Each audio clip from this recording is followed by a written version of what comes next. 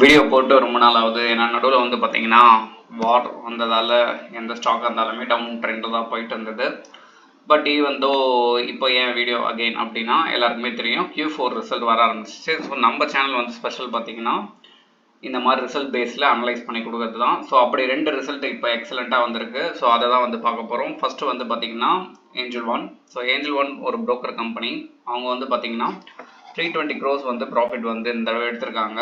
அதுக்கப்புறம் என்ன கம்பெனி அப்படின்னு வந்து பார்த்தீங்கன்னா பஜாஜ் கன்சியூமர்ஸ். ஸோ அவங்க வந்து பார்த்தீங்கன்னா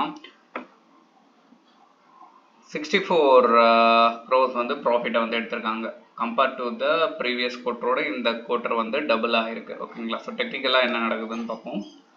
ஆல்ரெடி இதை நான் போன குவார்ட்டர் கொடுத்துருந்தேன் பஜாஜ். ஸோ அங்கேருந்து யாருன்னா ஹோல்டிங்கில் வச்சுருந்தீங்கன்னா 68% வரைக்கும் மேலே வந்து போயிருக்கு. ஸோ அதை தான் இங்கே மார்க் பண்ணதை அப்படியே விட்டுருக்கேன். இப்போ நான் என்ன நினைக்கிறேன் அப்படின்னா ரொம்ப நாள் கழிச்சு வால்யூம் இந்த இடத்துல பூஸ்ட் ஆகிருக்கிறதால இங்கேருந்து அகைன் பவுன்ஸ் பேக் எடுக்கிறதுக்கான வாய்ப்புகள் இருக்குது. அதே மாதிரி தான் ஏஞ்சல் ஒன்னும் வந்து பார்த்தீங்கன்னா ஸோ பிரேக் அவுட் நடந்திருக்கு. பிரேக் அவுட்க்கு அப்புறம் நல்லாவே வந்து ஒரு பெரிய வால்யூமில் பையிங் நடந்திருக்கு. காரணம் என்னென்னா ரிசல்ட் நல்லா கொடுத்துருக்காங்க. ஸோ இந்த விஷயத்துக்காக தான். ஸோ இந்த மாதிரி ஷேர் ரிலேட்டட் நியூஸ் தெரிஞ்சுக்கணும்னு நினச்சிங்கன்னா நம்ம ஷேர் மார்க்கெட் சேனலை சப்ஸ்கிரைப் பண்ணி வச்சுக்கோங்க. நன்றி, வணக்கம்.